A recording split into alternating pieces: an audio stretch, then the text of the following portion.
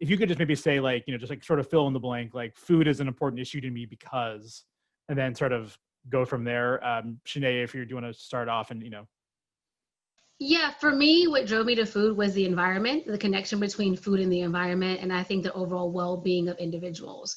That food is a necessary essential that we all need to survive, and it's just kind of one of those essential items that, for me, goes in tandem with being alive, with life and the environment, and then food and nourishment.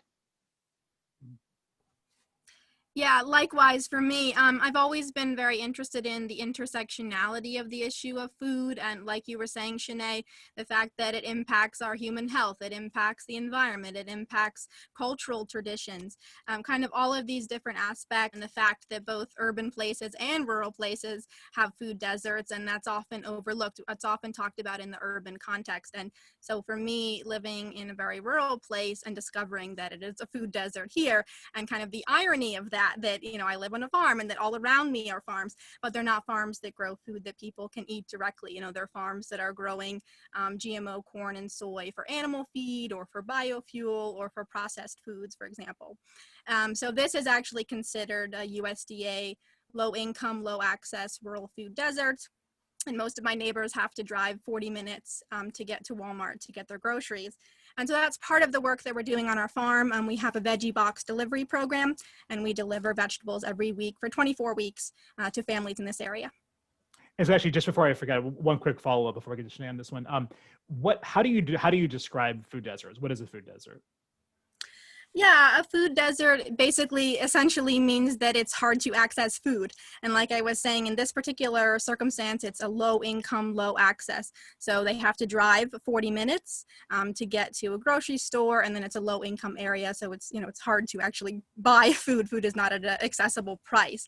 So there's different definitions, sub-definitions of food deserts, whether it's low access or low income or other. And for the urban definition, it's very different, right? It might be whether it's a 10-minute walk or whatever it is. In this case, it's a 40-minute drive. When I think of food deserts, I think, yes, holistically think of it being access, like, in proximity. However, like when thinking about it in this urban context, I look at it more like a healthy food. So I think there's a healthy food desert, if you will, in this urban space, because a lot of the food options, there's access, but it's not access to healthy food. And so in my mind, that's still, in some ways parallels to being a desert, because, it's still not accessible for what your body truly needs, and it is processed food. I know that food, we haven't talked about food security yet, but I look at also food security being kind of part of that equation too, especially for youth in the city of Memphis. That there's a large percentage of youth that depend on school meals for food and health. And right now, of course, with the pandemic, they're not having that consistent school access. And so that in a way creates a whole nother desert, but it definitely has a direct impact and correlation to health and well-being. Even with, to put forth the effort to even be able to walk or to drive there, right? And if you don't have food and nourishment, that also impacts your energy and abilities to get to where you need to get or do what you need to do. We still haven't finalized our problem statement. We're still in conversations. We've talked a lot about food waste as an issue that I think touches on a lot of these other intersectional issues that we're talking about in terms of, food waste is an economic problem and an inequality problem, because who is getting food and where is it being wasted and why is it not getting to those people? And the fact that we actually do have enough calories per person per day in the world for everyone, it's just not equally proportioned, and so much of it goes to waste. So I think another piece of that equation too that we were talking about food waste was, yes, being for-profit versus, for-profit organizations and kind of the role that they're playing with food waste. And going to Greta's point about, is it proportionally divided and who's coming out winning and who's coming out losing, right? At the end of the day, we feel like the communities and the people are coming out losing. But also looking at the relationship between urban and rural communities, are the urban farmers and urban communities, the rural farmers and rural communities, are they, able to produce food in order that's going to make it to these urban environments, make it to suburban environments? Are we talking? Are there a partnership? Is there collaboration? I love it, Greta, that your organization has these veggie boxes and it's, reaching your immediate rural community, but how much of that reaches an urban community, right? And how can we maybe broaden this bridge to be able to bring those two together? So I think that's another piece that comes out of when we look at food waste too. I think this relationship between waste and well as relationship between these two communities of how they could be helping and serving one another. But those of us who are doing vegetables, Unfortunately, a lot of farms do ship their vegetables off to New York City. We're about 3.5 hours from New York City. And that's, you know, a wealthy market. They can bring it to Union Square Market and get a much higher price for it. So that's another issue to kind of bring into this conversation, is that even a lot of the vegetables that are being grown in this rural, low income, low access food desert area are being shipped off to urban areas, but, you know, wealthy urban markets. And that's another issue that we've been trying to address by having our Veggie Box program, where we actually just stay within a 15-minute radius and deliver the vegetables, you know, local food to local people.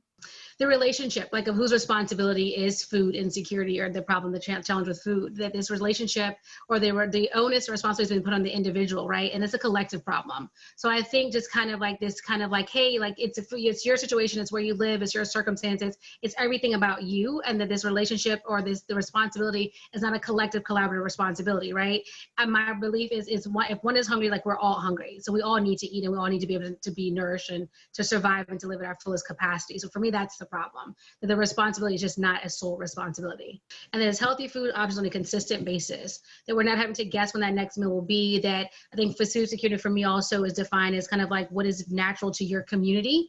Like what, in terms when we talked about, I think before a little bit Greta mentioned about your heritage and culture, that's very connected to food. So having the foods that are available to you that you've been accustomed to, that's been grown on your land, that's native to your community, native to you, of having that secured, that it is not tampered with, it's not being destroyed, that you have ownership is being protected, and that you have on a consistent basis, and what you're able to have and to have to eat is also sustainable, that it's going to be available to you. And I think that also that gets tied back to the environment too, right? That because of the changes that are going on with climate change, that just makes things unpredictable, like Greta stated before. So to me, it's the consistency, sustainability of having food that is for you, and that's for you, speaks to you as personally, physically, and also culturally. Why is food a topic that you think is important to talk about across both urban communities and rural communities? Why is this a good fit for this particular program? Greta, do you want to start off? So I think there is more commonality than other issues. At the same time, of course, there's always going to be divisions and miscommunications, and that's kind of what we're trying to get at with this entire conversation, is to bring together the rural and the urban and to show that we have this common issue of food insecurity. I don't know that it is talked enough about to become divisive, right? I think if it were talked about more, there would be an opportunity to have like different sides. I just don't think it's talked about enough. And I think this program gives it a great starting point to have these conversations, to bring awareness to folks, to be able to take this conversation outside of urban rural action. But I think, I don't think it's talked about enough to become divisive.